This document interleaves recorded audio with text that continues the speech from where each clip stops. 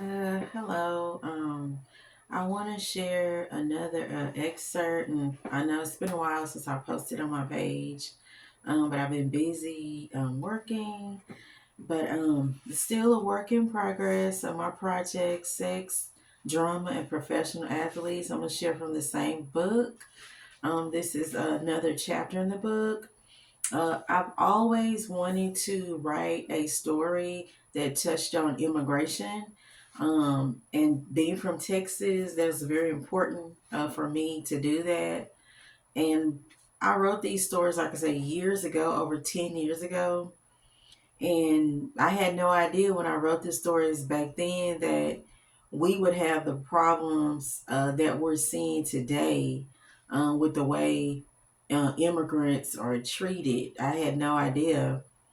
So I think being a writer is so prophetic, and you don't even realize it when you're writing. And so it's amazing how I wrote this over 10 years ago, but it's still relevant, today. And so I wanted to share a little bit of the story. This guy that I'm writing about, he is a immigrant, and he's trying to get over here any way he can, trying to, live a better life. And so I wanted to share a little bit of this story. Chapter 3, The Runner. Gunshots fired so loud that Raul was terrified as he and a few of his friends tried to make it across the border again. This was the fourth attempt, and they were not going to stop until they made it into America. Some of the guys wanted to go to Florida, but Raul was planning on staying somewhere in Texas. He had some relatives waiting for him to arrive in El Paso, but he didn't know if he wanted to go there.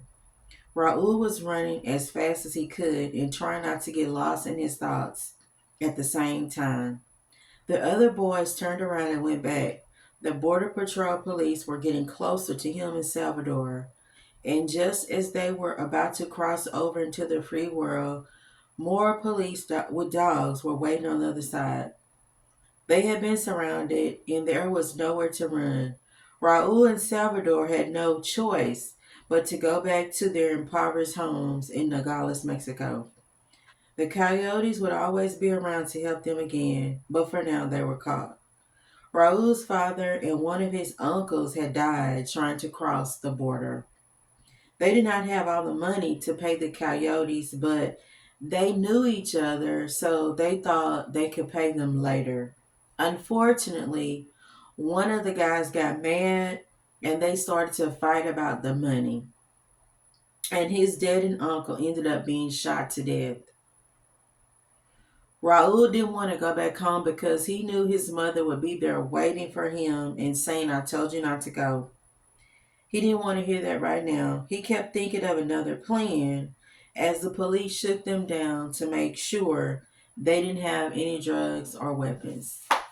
Okay, and I'm going to stop right there.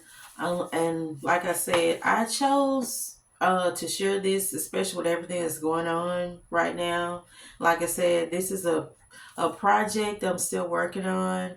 I chose that story too because he ends up being a marathon runner, and he's good at it, and he wins, makes a lot of money. He's able to make a living being a marathon runner. He wins a lot of races throughout his life. But I chose to talk about that because I think about just even doing this project and how long it takes me to do just things that I think should be simple. But for some reason, everything takes so long. It's like, so we go through so many things in life.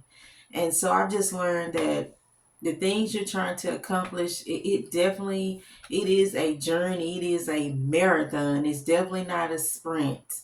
Uh, and I just wanted to share that. And like I said, I'm from Texas, and I've always uh, saw, people, whether you're upset about it or whatever, you agree with it. I just always wanted to share a story just from immigrants' point of view and how they feel. wanting to come over here and trying to make a better life for themselves. Anyway, I hope you enjoyed the little bit that I shared.